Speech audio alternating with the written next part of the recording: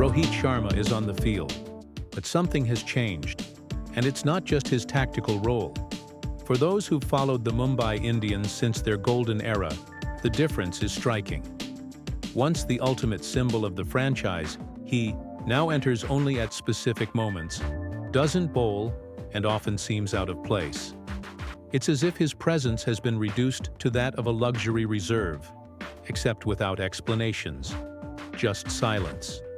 No farewell, no official announcement, no public mention of a transition.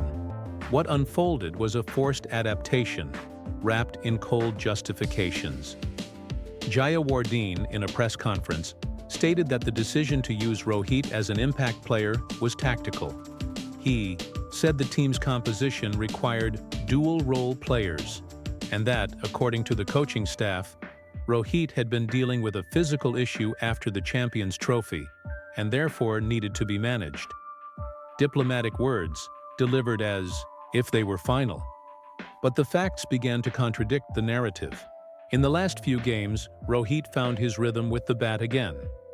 He scored 3 half-centuries in 4 matches. The most impressive came against the Chennai Super Kings, 76 runs, not out, commanding every shot with the composure of someone who knows every inch of the field. He showed no signs of physical limitation, no gestures of discomfort, no calls for substitution. His form was, unmistakably, intact. Even so, the coaching staff didn't change how they used him. He continued to enter late, was spared from fielding, and remained on the sidelines of the team's visible decisions. And the lack of adjustments, despite his performance, created friction. Not only among analysts and commentators, but within the locker room as well.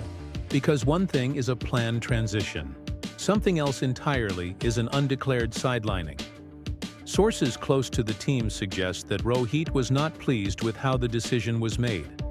While professional in all his actions, the frustration is visible in his body language. He's quieter in interviews, more restrained on the field, less involved in celebrations. He's there, but he's not the same. Still present, but distant. Like someone fulfilling a duty, not defending a legacy. And this silent discomfort has become a mirror for the rest of the team. Hardik Pandya has taken over the captaincy. He's the new leader, the face of the team's renewal. But he carries a squad still emotionally tied to its former commander. And it's not nostalgia, it's comparison. Rohit still commands respect, still draws every glance, still sets the tempo even without touching the ball. When he speaks, the bench listens. When he analyzes, everyone pays attention. His influence hasn't been revoked. It's just been put on hold. The management's attempt to force a new era is clashing with something that can't be erased: history.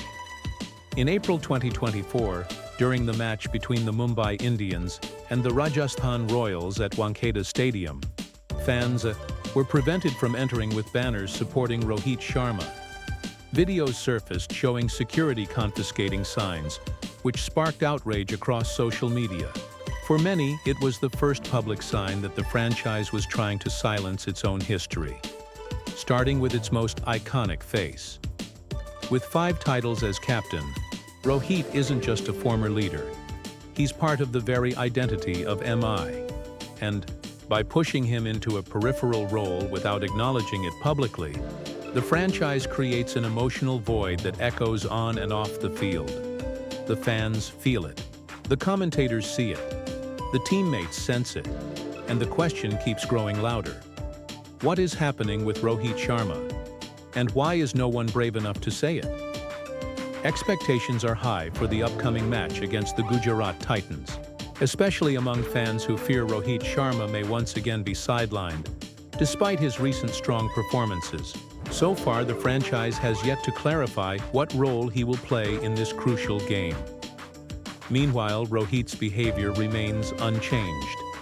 In training, he sticks to his usual routine. During matches, he contributes however he can. Steps in, bats, guides teammates, sits on the bench. He watches. He stays out of controversies. But he no longer hides his detachment. After the game against the LSG, he was the only veteran who walked straight to the dressing room without joining the post-match huddle.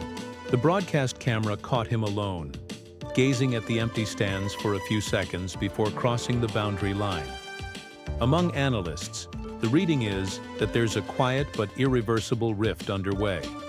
Akash Chopra suggested that the Mumbai Indians may already be turning the page on Rohit, but are hesitant to admit it publicly.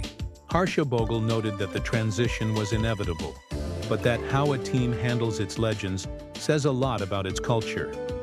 With his contract nearing its end and no renewal announced, speculation is growing.